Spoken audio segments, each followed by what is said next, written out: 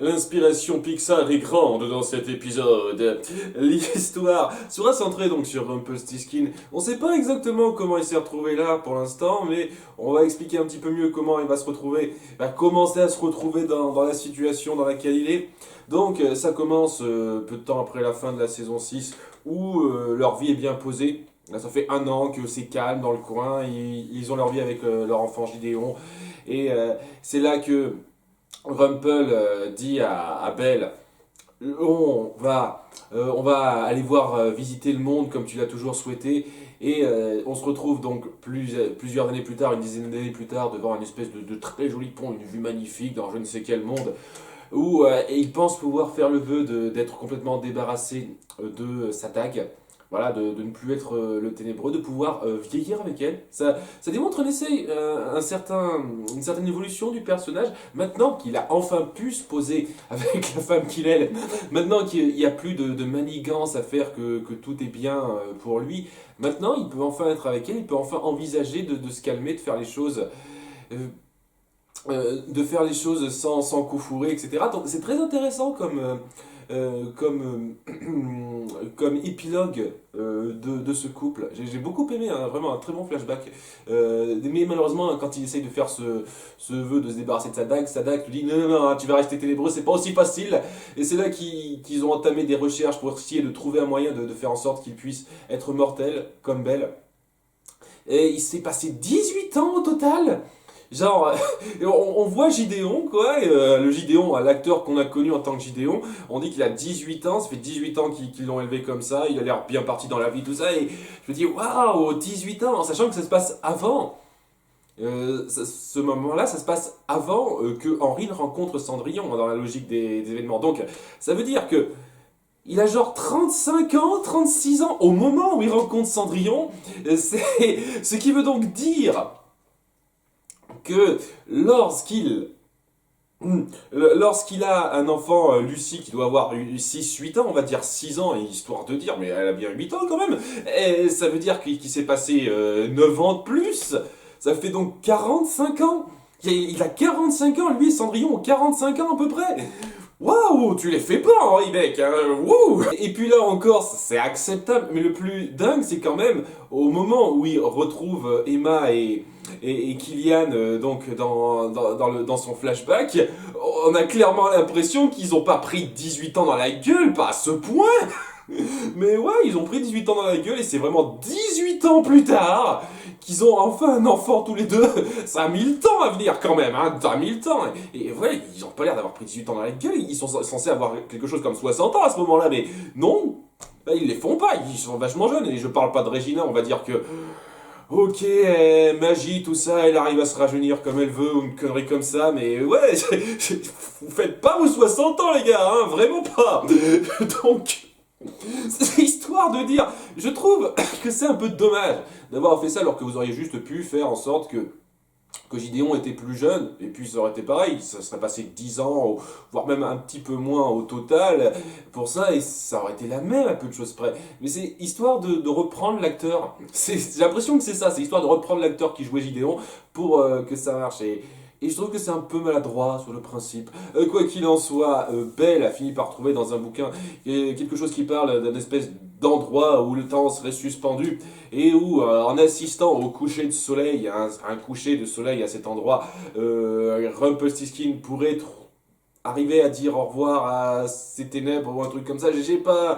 C'était pas super clair la façon dont c'était dit, je me souviens pas parfaitement de ça, mais donc il s'y rend avec Belle et donc c'est un endroit magnifique où le temps s'est arrêté, mais dans un sens très particulier, c'est-à-dire le temps bouge pas ou alors très peu pour les personnes en dehors de ce temps-là, de ce monde-là, mais les personnes qui vivent dans ce monde-là, ils continuent à vieillir normalement. Ce qui fait que ouais, ils vont continuer à vieillir dans cet endroit-là et le soleil semble prendre son temps pour se coucher, puisque, bon, à nouveau, c'est un endroit très magique, spécial, et donc, Belle lui dit, on va attendre ici, en attendant, même si ça dure des années, et ils décident donc de construire leur maison eux-mêmes, de leurs mains, à deux, bien sûr, c'est vachement logique. J'en sais rien, c'est un genre de truc qu'il faudrait prendre des années à faire. Mais ils ont réussi, c'est super. Et, on voit tout leur train de vie qui avance alors que Belle vieillit de plus en plus. C'est très là-haut, c'est vraiment très scène de là-haut avec Ellie et Carl à ce niveau-là. Et même si il y a clairement un petit repompage là-dedans, je peux pas nier que j'ai été sincèrement touché par ça. C'est clairement la meilleure scène du film aussi, faut dire. Hein. Et je trouve que même si ça reprenait le même état d'esprit, la même mise en scène que là-haut, et ben ça avait un point un peu différent puisque ils n'ont pas tout à fait le même passif. Ça sert pas à développer les personnages, on les a vus être développés les personnages, ça sert à les compléter, à développer leur bonheur maintenant que ça va bien pour eux et qu'ils essayent de partir vers autre chose. Donc c'était un peu différent par rapport à ça, c'est ça qui a fait que ça marchait bien. Et ils ont même repris rapidement la danse de la Belle et la Bête sur la petite musique, et pour une fois, j'ai trouvé que ça passait parce que on sentait le passage du temps, c'était un peu la nostalgie puisque Belle commençait vraiment à vieillir et ouais, c'était plutôt joli. Bon, le petit truc que j'aurais à te dire, parce que voilà, j'aime bien me plaindre, mais c'est un petit détail. Et ils auraient pu faire un petit peu mieux pour le maquillage de Belle. Je trouve que niveau perruque, ça allait à peu près. C'est juste que ils auraient pu lui faire un peu plus de rides ou quelque chose comme ça. Parce que le moment où elle finit par s'écrouler de vieillesse, je me dis, waouh, elle a pas l'air de faire si âgée que ça. Bon, ils lui ont donné quelques rides quand même, mais vraiment, quoi. Elle s'en est pas fait beaucoup des rides, hein. C'est histoire de dire, c'est un petit détail. Mais voilà, alors qu'elle s'apprête à s'éteindre, elle dit à son chéri qui essaye de la soigner par magie, de ne pas le faire, et parce qu'elle elle veut vraiment faire en sorte qu'il se détache complètement de son rôle de ténébreux. Et ce qu'elle fait, elle finit par lui avouer que elle avait compris que le soleil qui doit s'éteindre, c'est pas le soleil littéral de l'endroit, c'est le soleil de notre flamme, le soleil de la personne que tu aimes. Et c'est ça qui t'aidera à voir, à redevenir humain, quelqu'un qui sera détaché des ténèbres. Alors bon, ça marche pas exactement puisqu'il est toujours ténébreux après ça, c'est un peu c'est un petit peu bizarre la façon dont c'est présenté, mais j'ai trouvé ça très joli la façon dont ils ont fait le parallèle avec tout ce qui leur est arrivé. C'est-à-dire que à plusieurs moments ils se sont perdus, mais ils ont fini par se retrouver. Et ben dans la mort, ça peut arriver aussi. Tu vas me perdre, mais c'est pas, tu pourras me retrouver plus tard. C'est pas une fatalité. C'était très joli ça. Non mais vraiment, j'étais vachement ému par cette scène. C'est un très beau moment. Ouais, beaucoup aimé ce moment-là du flashback. Et donc, après ça, alors que Gideon vient se recueillir sur la tombe de sa mère et qu'il y a un très bon moment entre lui et Rumpelstiltskin, il y a Rumpelstiltskin qui lui parle. Alors, d'un truc, je sais pas, j'ai pas fait gaffe, peut-être que ça a été dit avant, mais maintenant il a conscience de l'existence d'un gardien, d'un mec qui s'appelle le gardien, là, qui sera la seule personne possible, selon lui, pour qu'il à reprendre ses pouvoirs, quoi, pour lequel il pourra repasser les pouvoirs du ténébreux et vivre une vie normale. Je sais pas souvenir que c'était évoqué une seule fois avant. Est-ce que le fait d'avoir vu sa femme mourir, c'est ça qui lui a donné le déclic? Je n'ai pas compris. Là. Je vous cache pas que j'ai pas très bien compris ces détails. J'ai peut-être pas suivi certains détails, mais je pas compris ça. Donc maintenant, il est en quête de ce gardien pour, euh, pour repasser ses pouvoirs à redevenir humain et pouvoir au bout d'un moment retrouver celle qu'il aime dans la mort. Sa quête l'amène par magie dans le monde où se trouve Henri avec Cendrillon, tout ça. Et c'est là qu'il tombe comme par hasard, d'une part sur Alice. Voilà, la rencontre entre Rumpelstiltskin et Alice est à ce moment-là. Et c'est à ce moment-là qu'il voit Henri sur sa moto, chevaucher sa moto aussi à ce moment-là. Henri qui l'a pas remarqué au passage. Et donc ouais, c'est... On sent la même connerie que d'habitude avec les autres épisodes, c'est-à-dire qu'ils essayent de broder autour du fait que, ah ouais, il y avait ça dans l'épisode 1, il faut qu'on soit raccord. Seulement, on sent clairement que vous n'y avez pas réfléchi plus que ça, quoi. Donc ouais, pourquoi il a envoyé Alice s'occuper de dire à Henri que c'est pas bien de s'occuper des affaires d'un monde qui est pas le sien? Eh ben c'est parce qu'il est tombé comme par hasard sur lui en train de chevaucher sa moto et il a rencontré comme par hasard Alice à ce moment-là et voilà. Il a envoyé Alice pour lui parler. Bon, ce détail de fin mis à part, j'ai beaucoup aimé ce flashback. Hein, je trouvais que c'était un excellent épilogue à la relation Belle-Rumpelstiltskin. Une très belle conclusion pour le personnage de Belle. Vraiment, très sincèrement. Donc, j'ai beaucoup aimé ça. il y a quelques petits détails de mise en scène, de choix par rapport au temps passé avant et tout, qui me gênent à chouïa, mais en termes d'émotion, c'était très bien retranscrit. J'ai vraiment senti que beaucoup de, beaucoup de chagrin pour ce moment-là, le moment où Belle meurt, enfin, d'une mort sereine. Et toute l'émotion que ça impliquait, ouais, ça m'a vraiment touché, je vous le cache pas. Donc très bon flashback à ce niveau-là. Hein, après, la façon dont ça va être amené, dont ils amènent la quête de Rumpelstiltskin est un petit peu mouais. Hein, mais le cœur de ce flashback, c'était la relation Belle-Rumpelstiltskin et ils l'ont vachement bien réussi. Voilà, donc très joli à ce niveau-là. Je vais pas le nier une seule seconde. Dans le présent, Rumpelstiltskin vient voir son Alice, son indique, c'est une espèce d'indique en fait. Alice, qui on l'apprendra plus tard, suivait un traitement et des pilules qui l'empêchaient de devenir folle, mais devenir folle dans le sens en fait se souvenir de la réalité parce que c'est pas, elle a un cerveau particulier qui fait qu'elle se souvient de la vraie réalité qu'ils ont réellement vécue. Ouais, c'est un peu facile je trouve, mais ok, en dehors de ça, elle commence un peu à divaguer auprès de Rumpelstiltskin. Et Rumpelstiltskin, qui au début n'y prête pas trop attention, mais il va être un peu forcé d'y prêter attention lorsque Alice vient tout d'un coup légèrement agresser Victoria, la méchante Victoria, pour je ne sais quelle raison, en fait. J'imagine que ça vient du fait qu'elle est pas super bien dans sa tête, que même si elle se souvient un petit peu, ça la rend un petit peu zinzin. Ça doit être ça, j'imagine, elle a pas besoin de raison. Donc, elle, Victoria, en parle à Rumpelstiltskin. Elle a trouvé donc les pilules qu'elle prenait et qu'elle ne prend plus. Et elle lui dit il faut la retrouver et mettre un terme à ses agissements parce qu'elle ne me fait pas plaisir. Et Rumpelstiltskin qui se dit c'est bon, hein, je vous aide seulement quand ça m'arrange moi. Et là ça m'arrange pas particulièrement, c'est une indique très précieuse pour moi. Et elle finit par la jouer chantage Victoria en disant oh j'ai enregistré tous les sales deals que vous avez acceptés. Je veux dire, les sales deals que tu lui as proposés. À ce moment-là, ça vous incriminerait pas tous les deux un petit peu? Je dis ça, je dis rien, mais ouais, donc chantage. Si vous ne faites pas ce que je dis, je vous ferai tomber. Et moi avec, normalement, mais je vous ferai tomber vous. Hein. J'essaierai d'arranger ça de façon à ce que ce soit seulement vous qui soyez incriminés, j'imagine.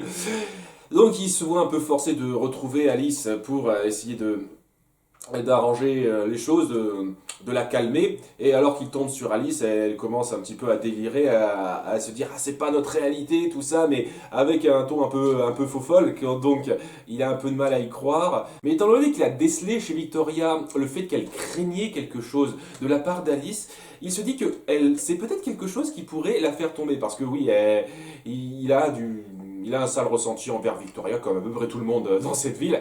Et donc, il décide un peu de suivre ce qu'Alice veut lui montrer.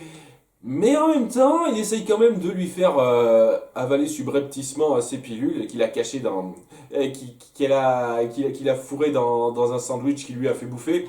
Et avec une seule bouffée du sandwich, apparemment ça suffira à la raisonner. Hein, c'est super puissant ce truc-là. Mais voilà, elle prend une bouffée du sandwich, c'est bon, mais attends, il y a un arrière-goût. Ah zut, tu m'as drogué hein. Et elle est quand même encore pleinement consciente qu'il y a une vérité à cacher, mais que les pilules vont pas tarder à faire effet. Une bouchée, à nouveau, je veux dire, une bouchée diluée dans de la confiture. Mais ouais, elle l'amène à un endroit où elle sait qu'elle pourra lui raviver la mémoire. Parce que d'après ce que j'ai compris, si elle le dit à un moment donné que c'est parce que Rumpelstiltskin lui a ordonné de faire ce genre de truc pour lui arriver de la mémoire au cas où ça arriverait, ou j'imagine que c'est un truc qu'il a dit rapidement au moment où la malédiction a été lancée, un truc comme ça, c'est pas impossible. Donc elle l'amène à une espèce d'entrepôt où il y a la tasse brisée. Alors, juste un truc, la tasse brisée qui relie Rumpelstiltskin et Belle. Juste un truc par rapport à ça. Comment elle est censée savoir ça? Comment elle est censée avoir recueilli cette tasse-là avant? C'est pas censé être la méchante belle-mère, Lady Tremaine, qui a créé ce monde, ou peut-être l'espèce de méchante qu'elle tire en chaîne, ou un truc comme ça. Comment elle est censée avoir collecté cette tasse si c'est la première fois qu'elle commence à reprendre conscience de la réalité? Petit détail de mise en scène, je dis ça comme ça, mais c'est un peu la facilité. C'est un petit peu la facilité. Donc, en voyant la tasse, ça ne ravive pas les souvenirs de Rumpelstiltskin. Et donc, Alice se dit, ouais, si ça ravive pas les souvenirs, bah, je vais te tirer dessus et ça le fera. C'est ce qu'elle se dit, la logique, quoi. Donc, elle lui prend son arme, elle lui tire dessus. Et ça marche. Et là, on apprend à la fin qu'il a récupéré ses souvenirs, qui va devenir maintenant un adversaire puissant pour Victoria, parce que maintenant il sait ce qui se passe, tout ça. Et il a l'air d'être parti pour la jouer comme d'habitude, c'est-à-dire tout seul dans son coin. C'est un peu chiant, ça. C'est un petit peu chiant, je trouve ça dommage, vraiment, de faire ça comme ça, quoi. Il aurait pu essayer de, co- de communiquer avec Henry. Alors, je dis ça, mais peut-être que je me trompe, hein. Ce serait super génial si je me trompais et que il décidait pas de la jouer solo pour une fois. S'il vous plaît, il y a Henry qui est présent, il y a Regina et Kylian qui pourraient t'aider. Je sais que t'aimes pas trop Kylian, mais quand même, tu pourrais essayer de te reposer sur eux. Tu les connais, ils pourraient t'aider, merde. Donc voilà, j'espère qu'il pensera faire ça, c'est tout ce que j'espère, s'il vous plaît. Mais j'ai le sentiment que non, qu'il va être tout seul dans son coin et il va pas essayer de vraiment œuvrer avec les autres pour l'instant et ça m'embête un petit peu. Voilà. Mais j'espère que je me trompe, j'espère vraiment de tout cœur que je me trompe à ce niveau-là. Et pendant ce temps-là, on découvre aussi Kylian qui était un petit peu là, histoire de dire qu'il est présent. On rappelle rapidement qu'il recherche une fille et au moment donc, où Rumpel se réveille à l'hôpital, il dit ah non, non, non, c'est pas elle qui m'a attaqué, c'est un voleur masqué, dis ça dans ton rapport. Ok. Et alors que Kylian vient voir Alice, ils décident de faire une petite partie d'échecs ensemble, histoire de passer le temps. Et ça fait référence à ce qu'il avait dit, ce Kylian Bis, là, c'est-à-dire le fait que la fille et sa fille qui recherchait pendant un petit moment, ils avaient l'habitude de jouer aux échecs ensemble. Ça veut clairement signifier, je pense, que Alice a été la fille qui cherchait depuis toujours. La fille qui était censée être enfermée, qu'il n'a pas su retrouver. Et était présente avec Rumpelstiltskin. Voilà, donc est-ce qu'ils se sont recherchés tous les deux pendant ce temps-là sans jamais arriver à faire ça? Quand Alice a décidé de travailler pour Rumpelstiltskin, qu'est-ce qui l'a conduite à faire ça aussi? J'aimerais bien savoir. Il y a beaucoup de zones d'ombre là-dessus. J'aimerais bien que vous éclaircissiez, mais ouais, c'est un peu facile quand même, je trouve. C'est un peu facile que, là, genre, le seul perso féminin que vous avez un peu introduit en dehors de Tiana et de Cendrillon là-dedans, ce soit forcément elle qui soit la fille que recherche Kylian. C'est un peu facile là aussi. Et j'ai du mal à comprendre pourquoi il aurait eu du mal à retrouver cette fille en fait. Je veux dire, il recherche une fille autant dans le monde des contes de fées, le monde qu'il a connu avant, que dans ce monde factice dans lequel il est. Et donc, il connaît pas le visage de cette fille. Il sait juste comment elle s'appelle ou un truc comme ça, c'est pour ça qu'il la reconnaît pas trop et tout. Ou alors peut-être que c'est moi qui me fais des idées, peut-être que c'est pas la fille qu'il recherche à ce moment-là, ok, c'était une fausse piste. Mais ouais, ça donne clairement l'impression que c'est ça, donc ouais, je sais pas, ça mériterait d'être un petit peu mieux expliqué, ça. Je vous le cache pas, donc peut-être que ce sera fait, je l'espère. Mais ouais, donc c'était pas mal comme histoire hein, autour de Rumpelstiltskin. Le fait qu'Alice Alice passe par une espèce de folie parce qu'elle comprend qu'il y a un autre monde, que ce monde est faux et qu'il y a une vraie réalité à côté de ça. C'était intéressant dans la mise en scène et la façon dont Rumpelstiltskin essaye un peu de suivre cette piste et la façon dont il récupère ses souvenirs. Bon, un peu forcé, ta gueule c'est magique, c'est clair, était plutôt intéressante. Ça promet des choses intéressantes. Et en guise d'intrigue secondaire, on est Halloween aujourd'hui, et donc tout le monde se déguise dans les rues pour courir aux bonbons, et bien entendu, vous pouvez parier qu'il y a beaucoup de costumes Disney. On voit Elsa à un moment donné, on voit Blanche-Neige, on voit la famille indestructible. C'est bien, ça. C'est bien de montrer que vous êtes Disney. Hein. Il n'y a aucun costume DreamWorks, c'est bizarre ça. Donc, ouais, j'ai vu aucun Shrek, c'est dingue. Donc, Lucie fait la tournée des maisons avec sa belle tante. Donc Lucie fait la tournée des bonbons avec sa belle tante Javotte. Je sais pas comment elle s'appelle. À nouveau, je m'en fous comment elle s'appelle dans la réalité. C'est Javotte, merde. Et Javotte est un peu du genre, ah, fais chier, t'es plaît, ce qui fait qu'à un moment donné, Lucie, qui aime pas de tout traîner avec elle, joue un petit tour pour se substituer à elle et pouvoir aller où elle veut aller. Et donc Javotte commence un petit peu à paniquer, ah merde, j'ai perdu la fille, ma mère va me tuer si je fais ça, et elle finit par venir en parler à Cendrillon. Avant ça, il y a une petite scène entre Henri et Regina, où Henri est un petit peu maussade d'avoir vu la tombe de sa mère et de sa fille. Et Regina, qui apparemment a pour rôle de remonter le moral de tous les gens qu'elle croise avec un speech, parce que vraiment c'est ce qu'elle fait depuis le début de cette saison maintenant, on fait un petit speech à Henri pour lui dire « Ah, je vois ce que c'est que d'avoir connu l'amour et d'avoir peur de recréer une relation amoureuse, hein, wink wink, j'ai clairement vécu ça, et donc il faut savoir se jeter à l'eau, va voir Cendrillon, essaye de traîner avec elle et sa fille, je sens que ça peut bien se passer entre vous, voilà, c'était mon... Là, c'était mon intervention de l'épisode pour aider, hein. C'est tout ce que je vais faire apparemment. Presque tout ce qu'elle fait depuis quelques temps, Regina. Et donc, Henri décide d'aller la voir à son lieu de travail parce qu'elle bosse à ce moment-là. Dans son fast-food. Et c'est à ce moment-là que Javotte arrive auprès de Cendrillon pour lui dire « Ah, j'ai perdu ta fille, est-ce que tu saurais pas où la trouver ?» Et alors que Cendrillon se dit « Ouais, faut que je quitte mon boulot pour ça. Non, non, non, quitte pas ton boulot, il faut que... Ta fille a besoin de toi et a besoin que tu aies un salaire. » Sachant que, ouais, elle a quitté son boulot pendant une journée avant et elle est retournée sans trop de problèmes. Bon, j'imagine que si elle fait ça une deuxième fois, ce serait problématique, hein. Son patron devrait perdre patience, je pense. Mais, ouais, il décide de l'aider en recherchant, en l'aidant à trouver Lucie à sa place. Et donc, dans sa recherche, il finit par tomber sur Javotte, avec laquelle il a une très bonne discussion, une très belle discussion, je trouve, dans le fait que Javotte se sent seule, qu'elle a un peu peur de sauter le pas et que la seule personne qu'elle a vraiment connue, pour laquelle elle est vraiment proche, c'est sa mère. Et honnêtement, sa mère, c'est plus une relation de peur qu'elle a envers elle qu'une relation un tant soit peu intime. Donc, ouais, Henri lui raconte que lui aussi, pendant longtemps, il a connu personne, il a eu aucun ami et ça les rapproche un petit peu. Et finit par lui dire que la meilleure chose à faire pour arriver à sortir de cet état d'esprit assez maussade où on sent qu'on n'a rien, c'est d'arriver à franchir le pas, à sauter le pas et se jeter à l'eau. Et donc c'est un peu ce qu'il essaye de faire avec Cendrillon. Et ils finissent ensemble par un peu sympathiser et par retrouver Lucie qui ramène à Cendrillon.